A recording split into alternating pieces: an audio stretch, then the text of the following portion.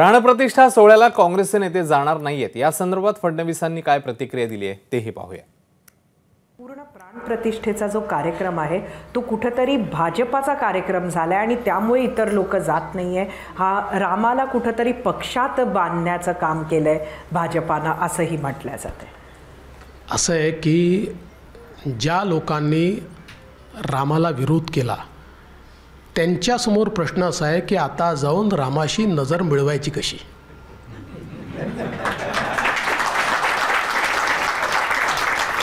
नजरे मिलाए कैसे असा प्रश्न त्यांच्यासमोर आहे, म्हणून ते बहाणे शोधतायत।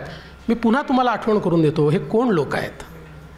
2007 साली यांनी याच केसमध्ये सुप्रीम कोर्टामध्ये ॲफिडेविट दिलं होतं, ज्या ॲफिडेविटमध्ये म्हटलं होतं प्रभू श्रीराम हे काल्पनिक आहेत। त्याच्यामुळे प्रभू श्रीरामांचा जन्म हा अयोध्येत त्याच ठिकाणी झाला होता याचा कोणताही पुरावा उपलब्ध नाही। हे कोण लोक आहेत ज्यांनी 2011 साली ॲफिडेविट देऊन सांगितलं होतं की राम सेतू काल्पनिक आहे, राम सेतू वगैरे काही नाही, हे जे स्ट्रक्चर आहे हे तोडल्याने कोणाच्याही आस्थेला त्या ठिकाणी ठेस पोचत नाही। आता कोणत्या तोंडाने जाऊन तिथे जय श्रीराम म्हणतील हो, मला सांगा। कोणत्या तोंडाने जाऊन वा वा छान राम मंदिर बनले असं म्हणतील हे लोक? त्यांना स्वतःची लाज वाटते।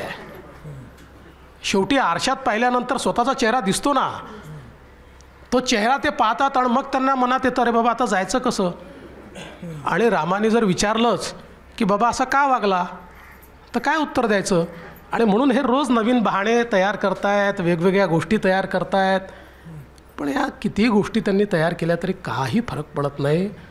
देशातल्या जनाजनाच्या मनामनामध्ये राम मंदिराचा हर्ष आहे आणि